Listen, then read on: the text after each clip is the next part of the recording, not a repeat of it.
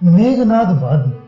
श्री शिव जी कहते हैं, हे पार्वती, कुंभकर्ण को मारा गया तथा पिता को विवश सुनकर रावण पुत्र मेघनाद पिता को सांत्वना देकर बोला, हे पिताजी, आप आज मेरा बल देखें। इतना कहकर मेघनाद तुरंत निकुंभिला नाम की पश्चिमी गुफा में गया।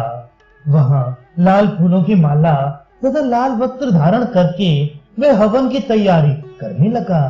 दिव्य रथ, दिव्य अस्त्र तथा जय लाभ के लिए अविचार क्रिया करने का निश्चय करके वह गुफा के भीतर योगिनी वट के पास एकांत में जा बैठा। उसने वहां अपनी सुरक्षा के लिए अग्नि, जल, वायु, सिंह, सर्प, राक्षस तथा कांटों से अपने चारों ओर 7 दुर्ग बना लिए। होम कुंड के ऊपरी भाग में अधोमुख करके एक काला सांप बांध दिया। तदनंतर रक्त पुष्प तथा रक्तांबर धारण करके शरीर में रक्त चंदन लगाया। लाल फूल, अक्षत, गुंजा, सरसों, चंदन, ईख, बेर, आम, पलाश तथा बिलावे की लकड़ियां, समिधा, उर्द, मांस, भल्ला तक की गुठली, आक, नीम, बीजपुर, कृष्ण धतूरा, नींबू, चिचड़ा, बेर, चित्रक, दालक, बंदूक, नरमुंड, चरवी, विवितक फल, सर्पखंड, मंडूक, चर्म, दांत, स्नायु, आंत, मोम तथा नाना वंशरों के मांस आदि से उसने मंत्रोच्चार पूर्वक एकांत में हवन प्रारंभ कर दिया। सहसा विभीषण ने होम के भयानक धुएं को उठते देखा। तब उन्होंने राम से कहा, देखिए, उस दुरात्मा ने होम आरंभ कर दिया है। यदि उस दुर्बुद्धि मेघनाद का होम निर्विघ्न समाप्त हो गया तो फिर हे राम, वह दैत्यों तथा देवताओं से भी अजय हो जाएगा। इसलिए शीघ्र लक्ष्मण के द्वारा मैं उसको मरवा दूंगा। जो मनुष्य 12 वर्ष तक निद्रा तथा आहार से रहित रहा हो, उसी से ब्रह्मा ने मेघनाद की मृत्यु कही है। लक्ष्मण जब अयोध्या से निकले हैं, तब से निद्रा तथा आहार त्याग कर इन्होंने आपकी सेवा की है। यह मैं भली भांति जानता हूँ। पश्चात राम की आज्ञा से लक्ष्मण तथा हनुमान आदि वीर सेनापतियों को साथ लेकर विभीषण वहां गए और लक्ष्मण को निकुंभिला का होम स्थान बताया। वहां जाकर लक्ष्मण ने अंगद के कंधे पर सवार होकर अग्नि बाण से कांटों को जलाकर राक्षसों को मार डाला। उन्होंने गारुणास्त्र से सर्पों तथा पर्वतास्त्र से दांत वाले सिंह आदि जंतुओं को समाप्त कर दिया। उन्होंने मेघास्त्र से अग्नि को शांत किया।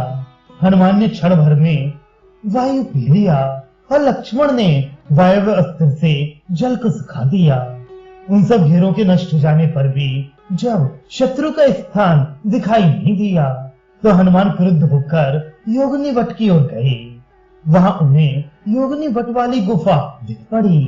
तुरंत गुफा के द्वार पर लगे हुए पत्थर को हनुमान ने लात मारकर चूर्ण कर दिया और भीतर जाकर मेघनाद को ललकारा।